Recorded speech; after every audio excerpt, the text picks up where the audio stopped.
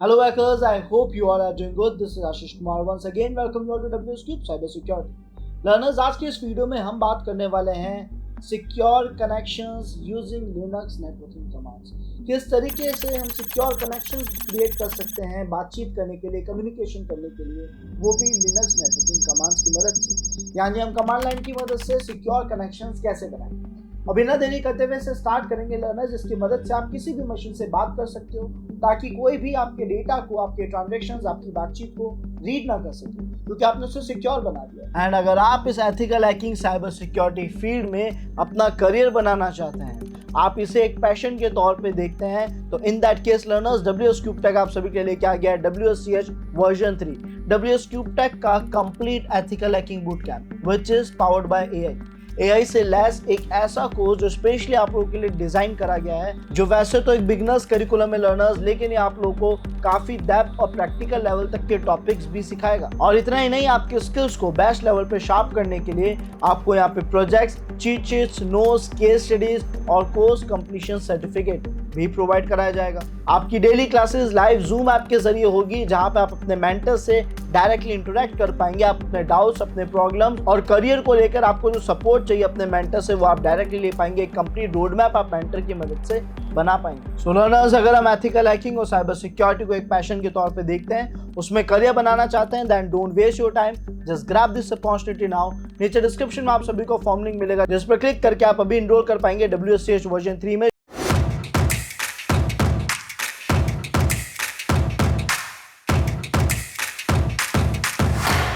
जिसमें आपकी मदद करेगा SSH which means secure shell. अभी जो सिक्योर शेल है, ये हमारी कैसे मदद कर रहा है? तो सर, SSH एक बहुत ही शानदार प्रोटोकॉल है, एक ऐसी सर्विस जो आपको किसी भी मशीन के शेल से डायरेक्ट इंटरेक्ट करने की ताकत देती है। यानी अगर आज मुझे आपके डिवाइस को रिमोटली कंट्रोल करना है, आपके डिवाइस का शेल का कंट्रोल लेना है, शेल के कंट्रोल से मेरा मतलब है लर्नर्स आपके टर्मिनल का कंट्रोल, तो वहां पे SSH हमारे लिए काफी बेनिफिशियल है। इवन अगर मुझे इसे ग्राफिकल कंट्रोल में भी कन्वर्ट करना है, तो स्टिल ये वहां पे भी हमारे लिए हेल्पफुल है। लेकिन हम ये शेल कंट्रोल सिक्योरली कैसे मैनेज कर पा रहे हैं यूजिंग SSH? तो बड़ा सिंपल है। ऐसा करने का जो कंसेप्ट है, जो करने का तरीका है, जो कमांड है, उसमें हम लिखते हैं सबसे पहले SSH का नाम। उसके बाद हमें जिस भी मशीन से बात करनी है, उसका यूजर नेम और उसका IP एड्रेस। तो जब हम ऐसा लिखते हैं, तो यहाँ पे हम कहना चाह रहे हैं कि सामने जो हमारा विक्टिम डिवाइस है, उसमें मल्टीपल यूजर्स हो सकते हैं, बट मुझे इस पर्टिकुलर यूजर से बात करनी है, वो भी उस पर्टिकुलर IP के। यानी सामने वाली मशीन का हमने IP बताया और ये बताया कि इस IP पे तो काफी सारे यूजर्स होंगे, लेकिन मुझे पर्टिकुलर इस यूजर को लॉगिन करना है, इस यूजर से बात करनी है।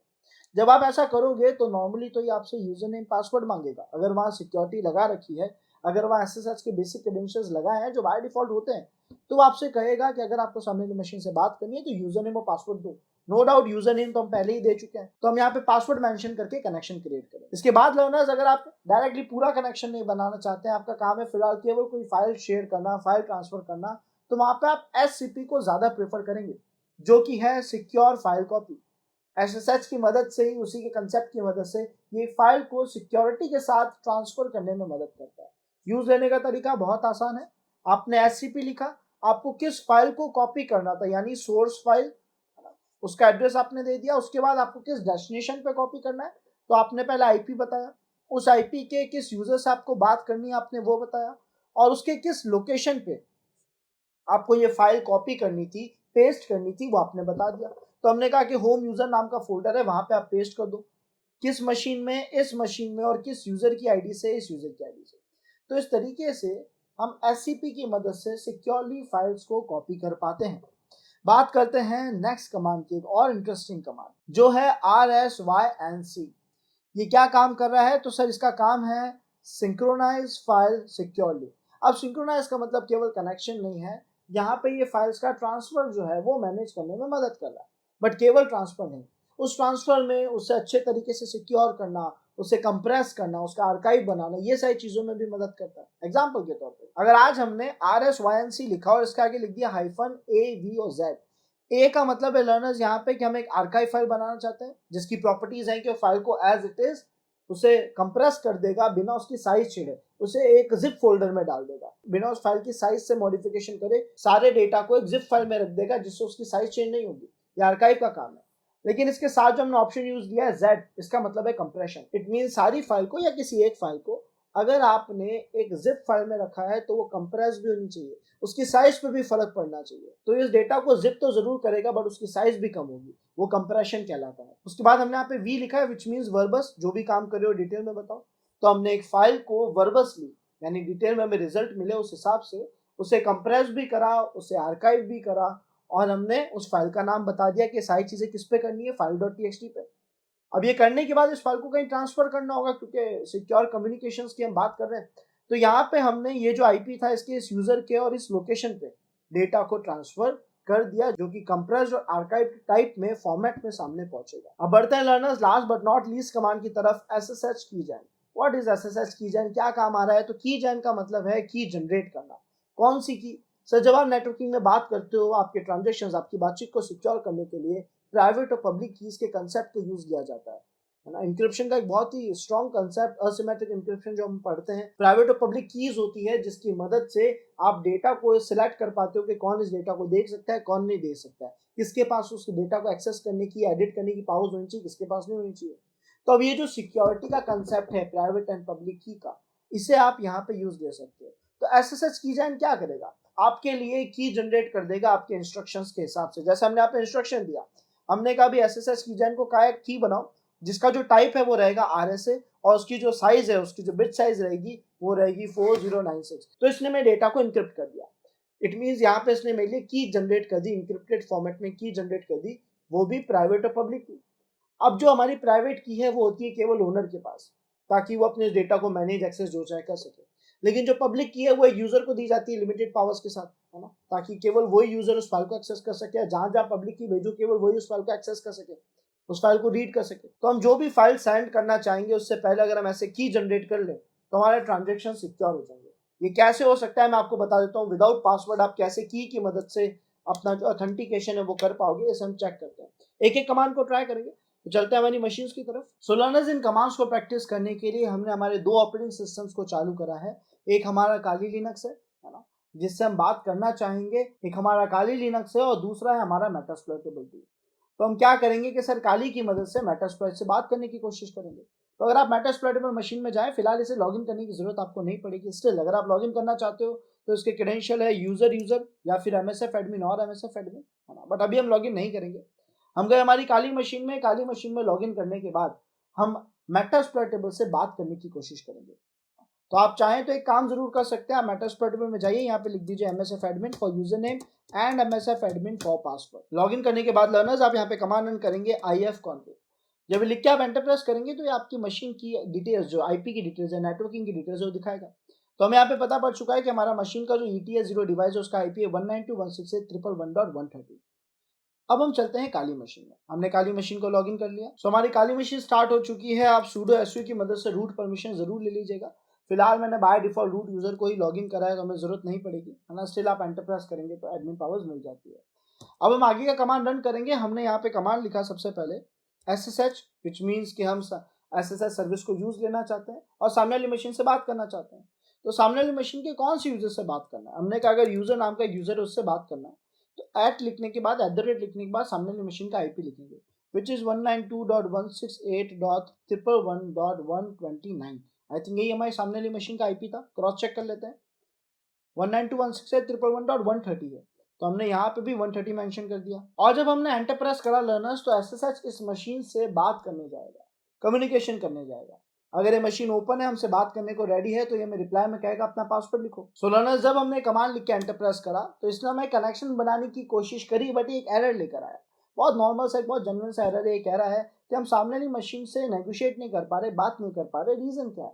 रीजन है कि हमें ये नहीं समझ आ रहा कि सामने वाली मशीन में जो की टाइप है वो कौन सा यूज लिया गया होगा। क्या वहां पे SSH का RSA यूज लिया है या DSS यूज लिया है? तो हमने कहा दोनों को एक एक बार ट्राई करके देख लेते हैं, दोनों में से कोई एक ही होगा। तो हमने यहाँ पे क्या करा है, इसका एक फंक्शन है जो कि है -o होस्ट की एल्गोरिथम। सो हमने इस ऑप्शन को लिखा और इस ऑप्शन को लिखने के बाद अपना आईपी मेंशन कर दिया, विच इज 111.130। अब हम एंटर प्रेस करेंगे तो हमने यहाँ क्या करा, -o का मतलब ऑप्शन था। होस्ट की एल्गोरिथम में हमने सबसे पहले DSS को डिफाइन करने की कोशिश करी, DSS को मेंशन करा। जिस तरीके से मैंने लिखा आप भी उसके फॉर्मेट में लिखेगा। हमने एंटर प्रेस करा और इसने सामने वाली मशीन का पासवर्ड मांगा, है ना, क्योंकि हमने यूजर नेम तो दे दिया था। अब अगर आप सामने वाली मशीन के शेल से इंटरेक्ट करना चाहते हो, बात करना चाहते हो, तो आपको पासवर्ड देना है। हमने यहाँ पे इसका पासवर्ड लिखा है जो कि बाय डिफॉल्ट लर्नर्स यूजर ही है। लेकिन अगर आपको किसी से बात करनी है, हम हैकिंग पॉइंट ऑफ व्यू की बात नहीं कर रहे, अगर आपको किसी से बात करनी है तो उसका यूजर आपको पता होना चाहिए, अदरवाइज आप ब्रूट फोर्स या डिक्शनरी अटैक करके यूजर नेम पता करते हो। फिलहाल हमने पासवर्ड लिख दिया है यहाँ पे और एंटर प्रेस करा, और अब आप देख सकते हो हमारा कनेक्शन बन चुका है। अगर मैं IF कॉन्फ़िग लिखूं तो मुझे मेरी मेटास्प्लॉइटेबल मशीन का IP विच इज 111.130 विजिबल है ना। हमने कहा ठीक है, SSH का कनेक्शन तो बन चुका है, हम इसे एग्जिट करते हैं, बाहर आते हैं। एग्जिट करने के लिए आप EXIT एग्जिट का भी यूज ले सकते हो और Ctrl+C से भी एग्जिट कर सकते हो, एक कोशिश करना। फिलहाल SSH से हम बाहर आ गए। हमने कहा अगर मुझे केवल एक फाइल ट्रांसफर करनी होती तो क्यों ना पहले ls लिख के देखें हमारे पास क्या क्या फाइल्स हैं। तो जब हमने ls लिखा हमारे पास कई फाइल्स है, हमने कहा एक काम करते हैं, यहाँ पे एक फाइल है test.py नाम की, इसे ट्रांसफर करते हैं, कॉपी करते हैं। और इसे कॉपी करने के लिए हमने यूज लिया SCP which mean secure copy. Use लेने का तरीका बड़ा आसान है, किसको कॉपी करना है और कहाँ कॉपी करना है।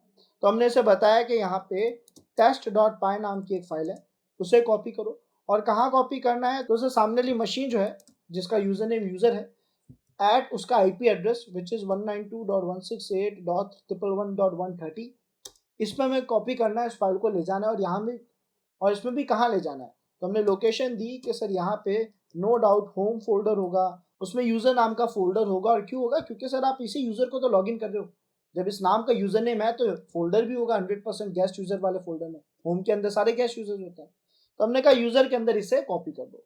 एंटर प्रेस करा, इसमें हमें कहा कि अगेन सेम एरर है, नेगोशिएट नहीं कर पा रहा है, SSH और DSS वाला एरर। हमने कहा ठीक है, लास्ट कमांड जो हमने लिखा था वो हम फिर से ट्राई करेंगे। ये जो होस्ट की एल्गोरिथम था हम इसे एज इट इज वापस यूज लेंगे क्योंकि एरर आ रहा है उसका, है ना। हमने कहा स्पेस देके इसे पेस्ट कर देते और एंटर प्रेस कर दिया, तो आप देखेंगे इसने फिर से एरर दिया। क्यों दिया, क्योंकि आपने होस्ट की एल्गोरिथम बाद में लिखा था। हमने कहा ठीक है, एक काम करते हैं, होस्ट के एल्गोरिथम को स्टार्टिंग में मेंशन कर देते हैं। अब एंटर प्रेस करा तो अभी मुझसे केवल पासवर्ड मांग रहा है, फाइल को ट्रांसफर करने के लिए हमने पासवर्ड लिखा which is user. Enter press करा, इसके हिसाब से फाइल 100% ट्रांसफर हो चुकी है। कैसे चेक करें, हम मेटास्प्लॉइटेबल मशीन में जाएंगे, यहाँ पे जाके कमांड लिखेंगे cd/home/user, सेम लोकेशन पे जाना जरूरी है। अब हमने ls लिखा तो शायद आप सभी को यहाँ पे test.py नाम की फाइल विजिबल होगी। हमने सिक्योरली फाइल कॉपी भी कर ली। अब किसी फाइल को कंप्रेस करके कॉपी करना है तो आर्काइव और कंप्रेशन दोनों, तो ऐसे में हम यूज लेते हैं RSYNC का। हमने यहाँ पे लिखा RSYNC विच मीन्स कि हम एक फाइल को सिंक्रोनाइज फॉर्मेट में कनेक्शन बना के कॉपी ट्रांसफर जो चाहे करना चाहते हैं। RSYNC के बाद हमने लिखा -V for verbose, A for archive and Z for compression. तीनों चीजें मेंशन कर दी यहाँ पे। किस फाइल के साथ ये सारी चीजें करनी है, तो हमने कहा एक और फाइल उठा लेते हैं, जैसे कि हमारे पास user.db नाम की फाइल है, इसी के साथ ही कर रहे हैं, अदरवाइज हमारे पास और भी फाइल्स अवेलेबल है।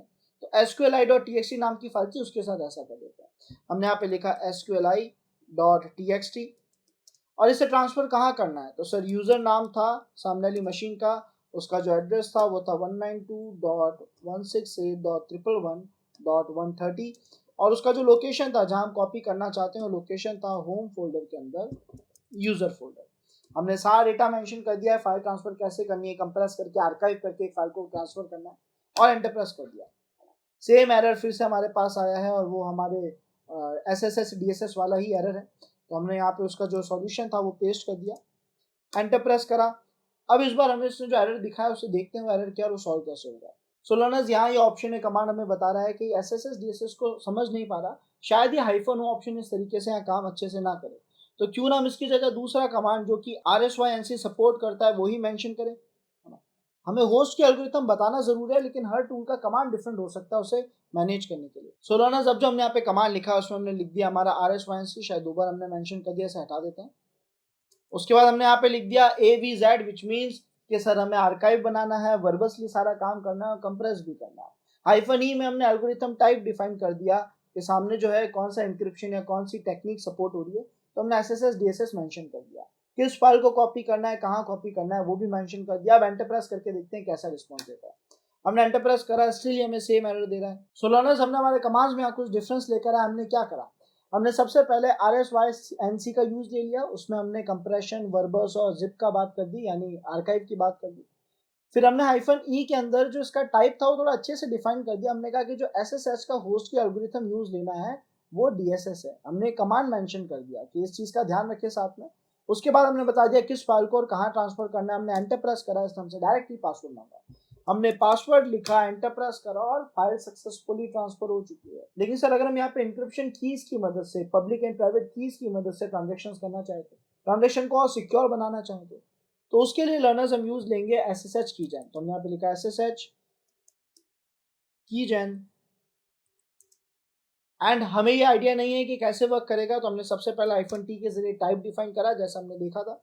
हमने टाइप में बोल दिया कि भी RSS का टाइप रख दो, और साथ ही साथ हमने यहाँ पे और इसकी जो साइज है, जो बिट साइज हमें मेंशन करनी है बी की मदद से 4096, और लर्नर्स हमने एंटर प्रेस करा। अब देखते हैं यहाँ पे क्या कह रहा है। ये कह रहा है कि हम एक पब्लिक और प्राइवेट की का पेयर बना रहे हैं, ठीक है। Enter file in which to save the key root SSH ID RSA। तो ये कह रहा है कि सर इस पर्टिकुलर SSH लोकेशन में ID RSA के नाम से हम फाइल में डेटा ट्रांसफर कर रहे हैं, कि आपको ओके? हमने कहा परफेक्ट है। अब ये बोल रहा है कि सर आप एक पासवर्ड उसके लिए रख दो, तो हमने कहा ठीक है, एम्प्टी रख देते हैं पासवर्ड, अभी हम नहीं रख रहे कोई पासवर्ड। एंटर प्रेस करा, enter same password again enter, तो हमारा एंटर इसका पासवर्ड हो गया, इसने हमारे लिए की जनरेट कर दी। कि हम क्या इस की को ऐसे मैन्युअली शेयर करते रहेंगे, तो अब हमें ऐसा करने की जरूरत नहीं है। हम बस इस की को ट्रांसफर कर देंगे, कॉपी कर देंगे सामने वाली मशीन पे। तो हम यहाँ पे यूज लेंगे SSH कॉपी आईडी का। तो ये क्या करेगा कि हमारा जो ये SSH का कॉपी कोड, जो सिक्योरिटी कोड था, इसे सामने वाली मशीन में कॉपी कर देगा, है ना। मतलब जो पब्लिक की है, जो सामने मशीन में होना चाहिए, वो ट्रांसफर कर देगा। तो इसे ट्रांसफर करने के लिए सामने वाली मशीन का एड्रेस दे देते हैं, विच इज user@192.168.111.130। तो हम इस मशीन में हमारा जो SSH का पब्लिक की है, क्योंकि प्राइवेट की तो मेरे डिवाइस में स्टोर हो चुका है, अब सामने चाहिए पब्लिक की, ताकि मैं उससे कम्युनिकेट कर सकूं। एंटर प्रेस करा, और इसने जो हमारा SSH का था उससे शायद कॉपी कर दिया, या ये एरर दे रहा होगा, और एरर अगेन अभी भी SSH RSA का ही है, तो हम इसे रिजॉल्व कर देते हैं। सो हमने यहाँ पे हमारा होस्ट की एल्गोरिथम फिर से मेंशन कर दिया, -e हम यहाँ से हटा देंगे।